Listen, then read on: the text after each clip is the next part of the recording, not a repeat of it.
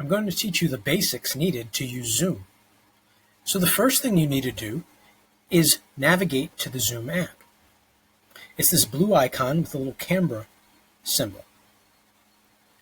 In order to join a meeting, you needed to put in your teacher's meeting ID. So you type that in wherever it was provided and how it was provided by your teacher. Note, your meeting ID will be different from the one I show in this video.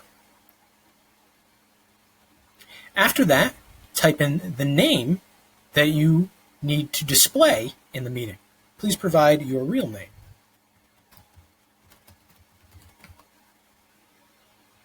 And then click Join. Once this information is provided, you'll be able to join the meeting. If this button is not enabled, make sure you've properly provided information in these two boxes.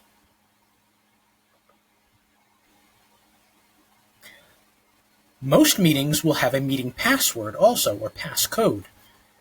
Type that into this box as displayed by your teacher.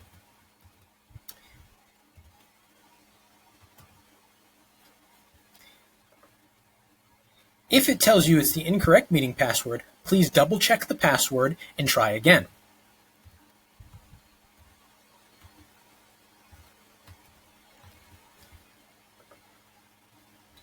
Once you are able to access the meeting, it will show you a preview of your video, and you can join with or without video.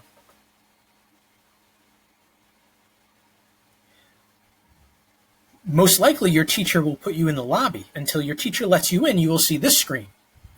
If you are seeing the screen for a longer duration of time, try to email your teacher or some other way to communicate with your teacher, as they haven't let you in yet. Once your teacher does admit you into the room, it will connect and you will join the meeting.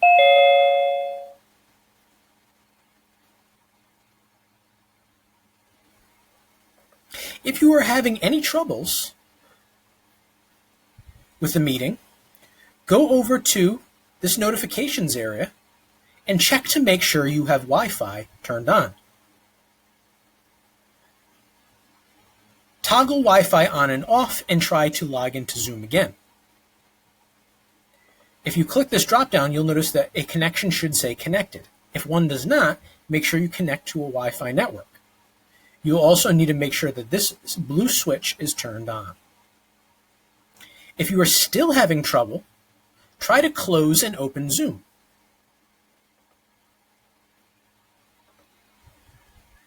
And retype in your information to log into the Zoom meeting. As a last resort, if things still aren't working, click on this menu over here again, the notifications menu, and click on this power button to shut down your Chromebook. When your Chromebook turns back on, you can try again.